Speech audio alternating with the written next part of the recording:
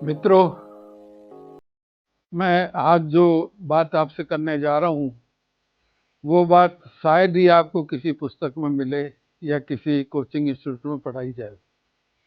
मैं कहना यह चाहता हूँ कि बहुत से ऐसे विद्यार्थी हैं जो आईएएस के और यूपीएससी के भरोसे, आरपीएससी के भरोसे उन्हें 10-10, 12-12 साल बेरोजगारी में निकाल देते हैं। बार बार कोशिश कर रहे हैं, असफल हो रहे हैं। कहीं पार नहीं पड़ रही है, कहीं उनका नंबर नहीं आ रहा है। उनको कुछ आत्मचिंतन करना चाहिए। आत्मचिंतन ये करना चाहिए, क्या क्या केवल एक ही रास्ता है? क्या एक ही चीज के लिए आप बने हो? क्या आपकी खूबियां कुछ ऐसी हैं जिस क्षेत्र में आप बहुत ज्यादा कामयाब हो सकते हो? और क्या आपकी रणनीति सही है? इसके लिए जरूरी ये है कि आप खूब लोगों से बात करें, कामयाब लोगों से बात करें। आप कहोगे साहब किन से मिल लें? तो आपके आसपास या आपकी सहूलियत बन पड़े तो ऐसे लोगों को छांटो जो गांव के क्षेत्र से निकले हों, जिनको शुरू में यही पता नहीं हो कि भाई मैं कलेक्टर बनना है, पटवारी बनना है, क्या है। जो बेरोजगारी की मजबूरी है, घर वालों की भी आफतें हैं, पढ़ाने को पैसा नहीं है, ऐसे पोजीशन में होता क्या है, एक अंग्रेजी के लेखक ने बहुत अच्छी, कवि ने बहुत अच्छी बात कही है कि हमारी समस्या क्या है, we are in a sick hurry with divided aims. मतलब हम एक बहुत जल्दबाजी में रहते हैं और हमारे उद्देश्य भी उनमें भी बिखराव है। होता क्या है, सिक हरी, बीमार की क्या जल्दी होती है? जैसे आप डॉक्टर के पास जाओगे और कोई बच्चा फटाफुंसी से रो रहा है तो डॉक्टर पहले उसको देखेगा। और एक गंभीर बीमार है, टीबी का मरीज है, उसकी बीमारी तो गंभीर है, लेकिन डॉक्टर को मालूम है ये 10 साल से बीमार है, 2 साल से बीमार है, और 2-5 मिनट रुक सकता है, लेकिन वो बच्चा नहीं रुक सकता। ये हड़बड़ाहट हमारी वैसी है जैसे बच्चों की होती है। तो सिख हरी, जल्दबाजी भी बीमार, मतलब जल्दबाजी कौन सी? बीमार जल्दबाजी। और डिवाइडेड एम्स, हमारा उद्देश्य भटके हुए हैं। जैसे गीता के 5वें अध्याय के 25 श्लोक में कहा है ना, छिंद द्वेधा, हमारे द्वंद्व खत्म होते नहीं है और हम टारगेट की तरफ चल देते हैं। अब इस बिंदु पर मैं पहले कहना चाहूंगा कि अपनी सिख हरी और डिवाइडेड एम्स को खत्म करने के लिए हमको कोई न कोई गॉड फादर ढूंढना पड़ता है, कोई ऐसा व्यक्ति ढूंढना पड़ता है जो संघर्षों से निकल के बहुत सफल हुआ हो। मैं आपको कुछ अच्छे उदाहरण राजस्थान के देना चाहता हूँ।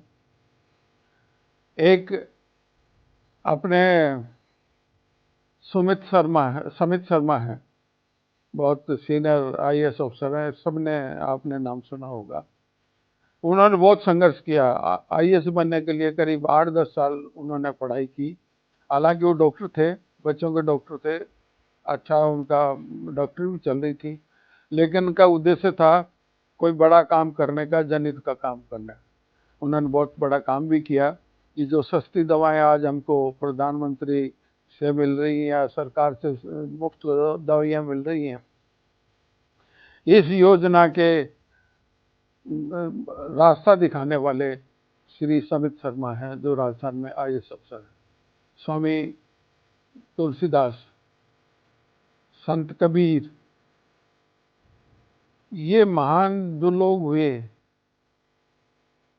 ये शायद ही उनको ये पहले दिन से ये हो कि मैं कोई बड़ा कवि बनूंगा, बड़ा लेखक बनूंगा।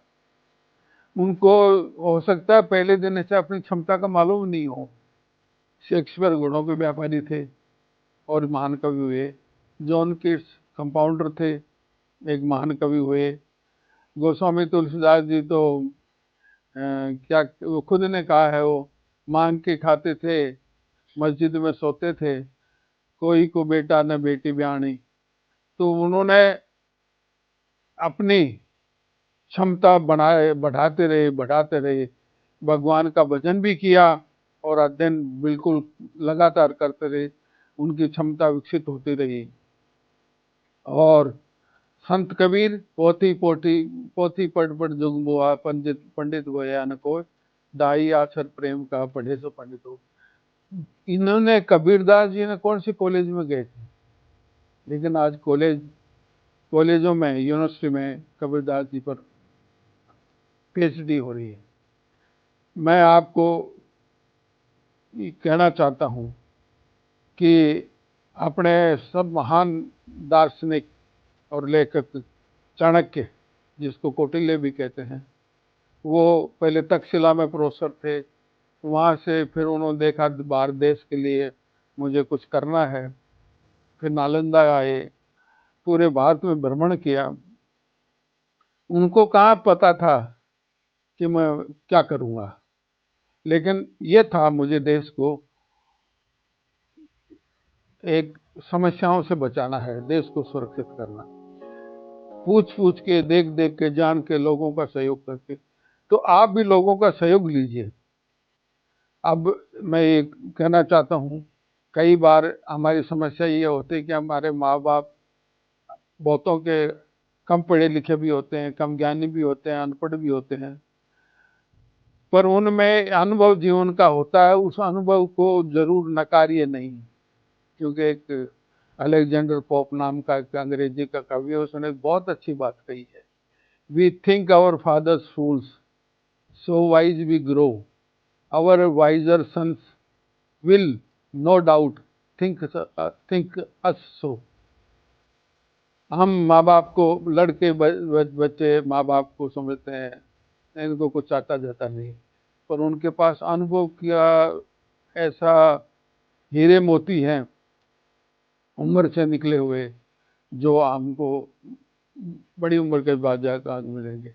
इसलिए जरूरी नहीं माँ बाप पुरानी पीढ़ी के हो सकते हैं, कई बातें उनकी गलत भी हो सकती, समझ में नहीं आए। इसलिए मैं जब कलेक्टर रहा 5 जिलों में, तो 5 जिलों में मैंने दादा पोता दौड़ कराता था, दादा पोता सम्मेलन कराता था, दादी पोती सम्मेलन कराता था। तो कहने का मतलब ये है कि अनुभव का उतना ही महत्व है जितना ज्ञान का महत्व है।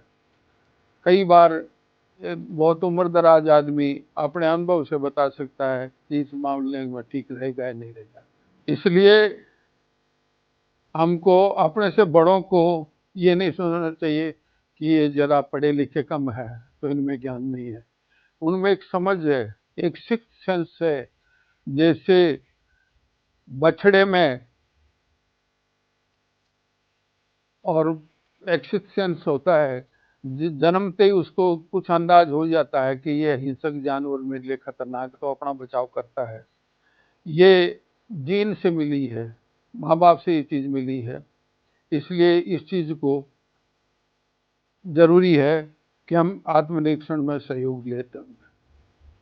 आत्मनिरीक्षण इसलिए जरूरी है कि कुछ लोग अपना बहुत समय बर्बाद करते हैं, माँ बाप के पास भी साधन नहीं है, फिर भी उनका साधन बर्बाद कर रहे हैं। आप ये सोचें कि मैं किस क्षेत्र में आगे बढ़ सकता हूँ। अगर आपने कई बार तैयारी कर ली और आरएएस, आरपीएस, आईएएस, आईपीएस यहाँ कहीं नहीं हो रहा है, तो जरूर ये चिंतन करें कि क्या बात है, मैं इस फील्ड में नाकामयाब क्यों हो रहा हूँ। हो सकता है आपकी क्षमता आपको कहीं और ले जाना चाहती हो, किस्मत कहीं और ले जाना चाहती हो, तो आप उस क्षमता को डेवलप करें और उस क्षेत्र में जाने की कोशिश करें।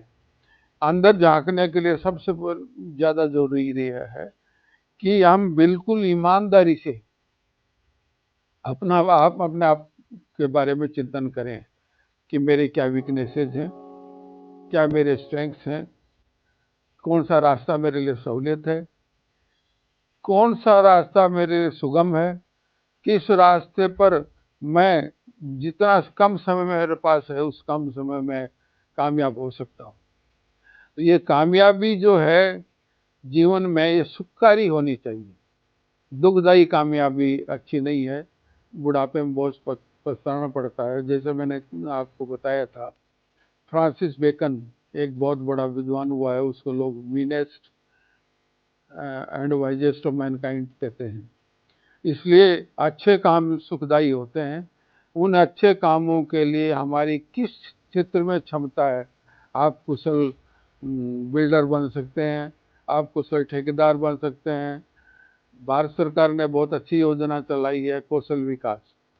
देखें आप, अगर आप ऐसे इस स्टेज पर नहीं हैं कि आप IAS RAS के लिए भी प्रयास कर सकें, तो उन दूसरे क्षेत्रों में सफलतम कैसे हो सकते हैं? ज़्यादा व्यापारी बन सकते हैं, आप कारीगर बन सकते हैं, आप गाइड बन सकते हैं, आप अच्छे शिक्षक बन सकते हैं, आप अच्छे नर्सिंग की ट्रेनिंग करके अच्छे नर्सिंग ऑफिसर बन सकते हैं।